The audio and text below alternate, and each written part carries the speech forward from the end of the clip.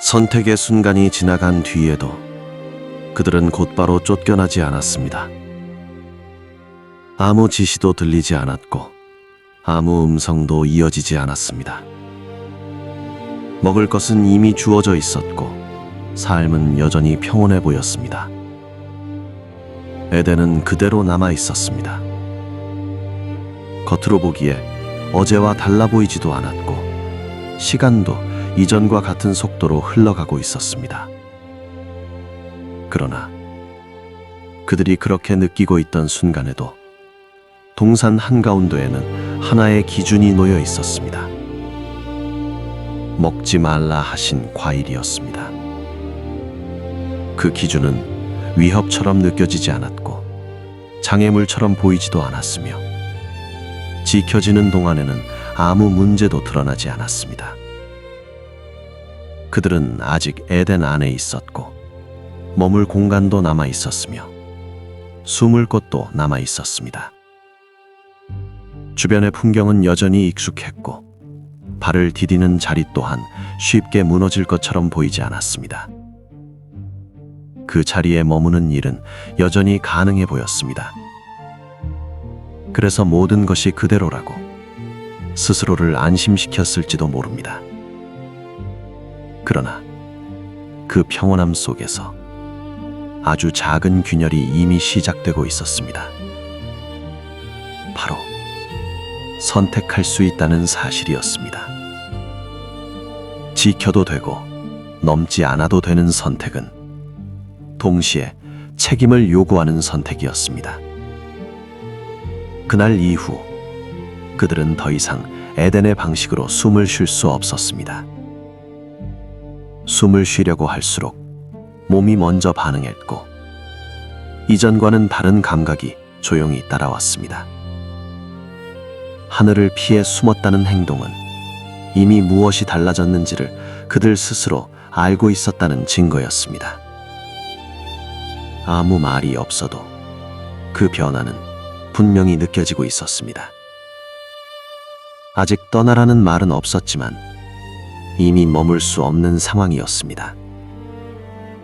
에덴은 남아 있었으나 그 안에서 그들이 차지하던 자리는 조용히 흔들리고 있었습니다.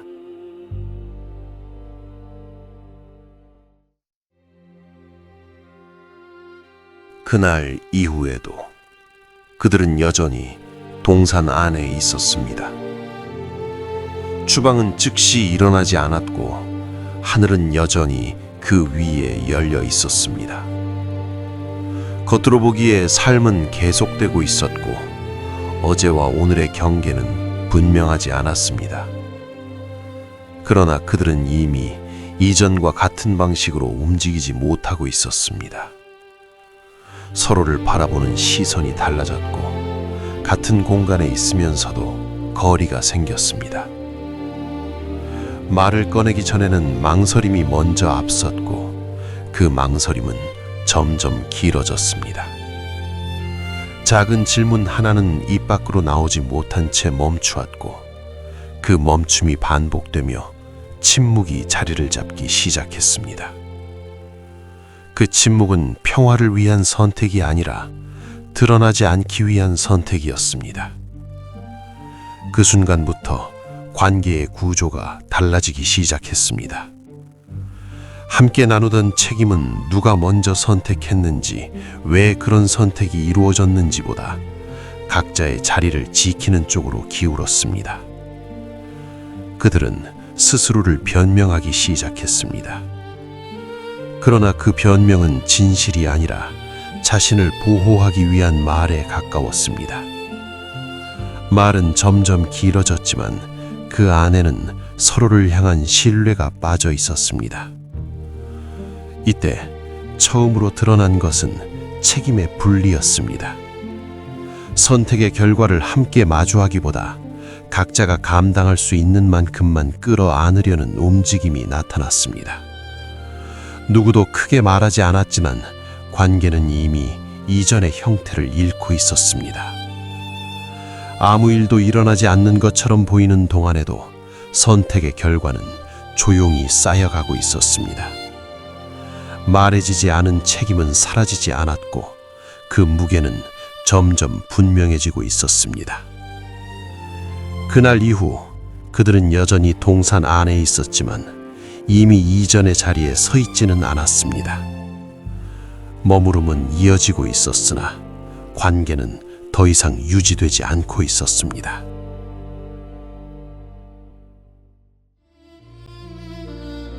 에덴 안에서 선택이 끝난 뒤 그들은 서로 다른 마음으로 하루를 맞이했습니다. 풍경은 어제와 같았지만 삶은 이미 어긋나 있었습니다. 그 불편한 상태 속으로 하나님의 메시지가 들려왔고 그것이 모두를 멈추게 한 결정적인 사건이었습니다. 사람들은 하나님을 피해 숨었습니다. 숨는다는 것은 단순한 두려움이 아니라 책임을 피하려는 행동이 되었습니다. 관계가 무너진 다음 날 누군가 대신 대답해 줄 수 없다는 사실을 그들은 분명히 알고 있었습니다. 그래서 불안이 시작되었습니다. 서로에게 책임을 미루던 말들은 하나님 앞에서는 더 이상 힘을 갖지 못했고 침묵은 점점 무겁게 굳어갔습니다. 그 침묵은 평안한 고요가 아니라 선택이 남긴 결과를 확인하는 시간으로 바뀌었습니다. 하나님이 가까워질수록 초조함도 함께 커졌습니다.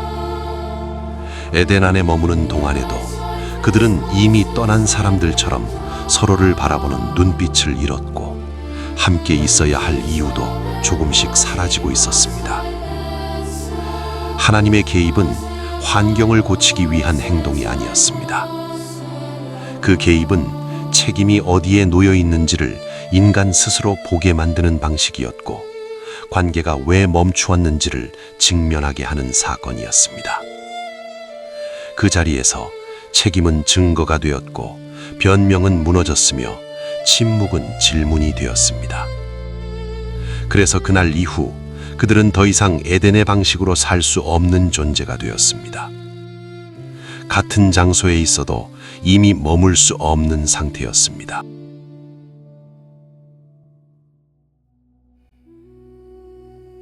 그날 이후 그들은 더 이상 동산 안에 머물 수 없었습니다.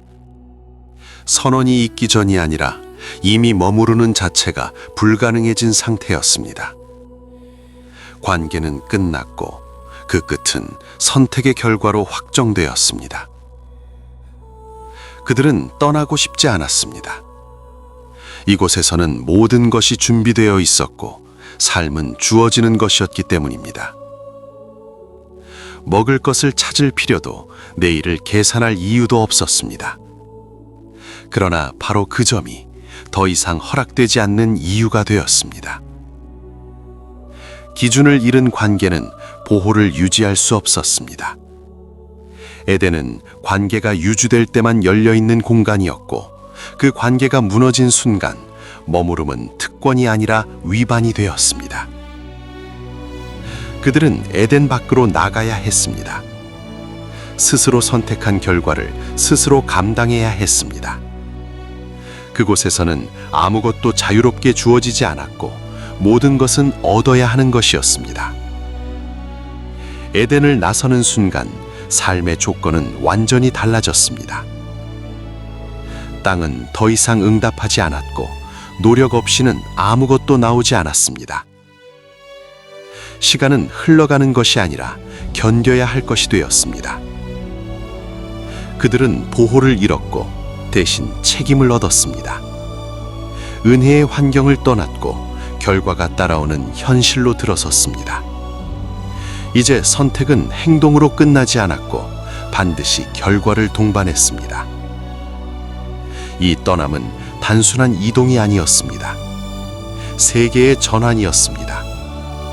관계 중심의 삶에서 선택 중심의 삶으로 변했습니다. 하나의 선택은 하나의 결과로 끝나지 않고 다음 선택을 낳는 구조로 바뀌기 시작했습니다.